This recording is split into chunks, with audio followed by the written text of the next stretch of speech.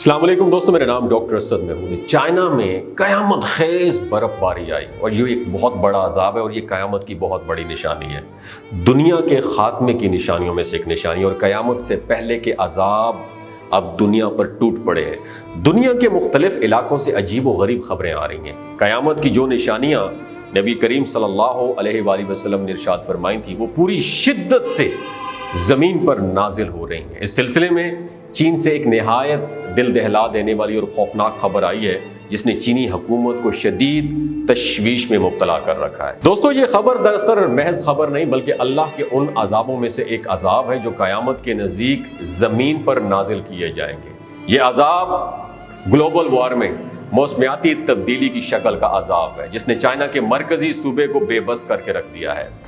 China جو اس وقت technology کے میدان میں پوری دنیا کو لیڈ کر رہا ہے، وہ اپنے ہی ملک میں نازل ہونے والے اس عذاب کو سنبھالنے میں ناکام نظر آ رہا ہے۔ اور یہ موسمیاتی عذاب کون سا ہے اور چائنا کے کس حصے میں آیا ہے، اس بارے میں مکمل جاننے کے لیے اس ویڈیو کو آخر تک ضرور دیکھیے گا۔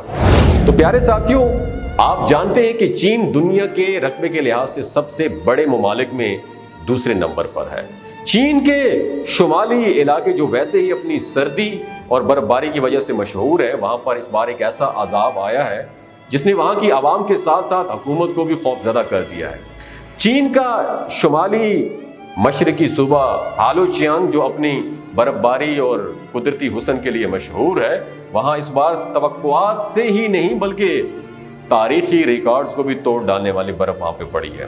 راتوں رات اس قدر برف پڑی کہ جس نے وہاں پر نظام زندگی کو درم برم کر دیا ہے۔ ایک ہی رات میں کئی فٹ کی برف باری نے گاڑیوں کو چلنے کے قابل ہی نہیں چھوڑا اور بڑی بڑی شاہراہوں کو بھی برف سے بھر دیا ہے۔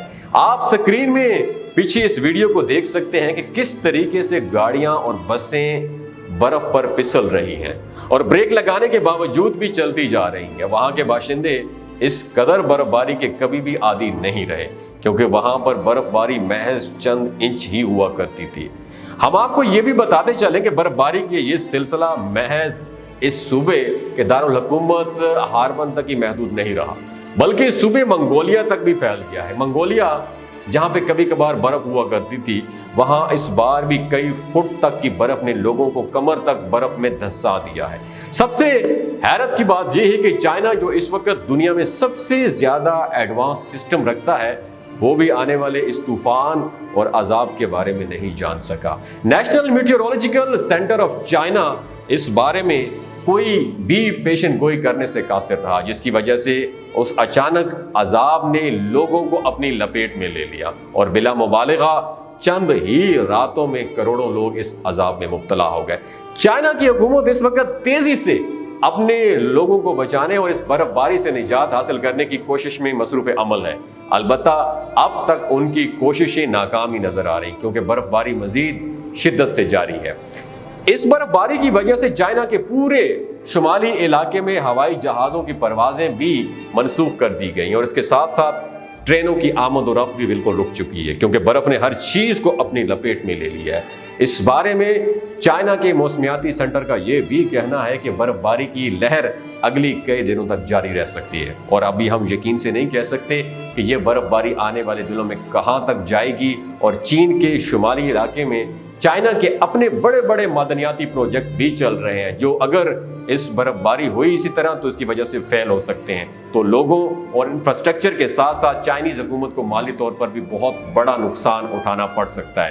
دوستو، یہ بات آپ کے ساتھ شیئر کرنے کا بنیادی مقصد یہ تھا کہ یہ نبی کریم صلی اللہ علیہ وآلہ وسلم کی جانب سے کی ہوئی ان پیشن گوئیوں کا ہی عذاب ہے جسے آخری زمانے میں آنا تھا۔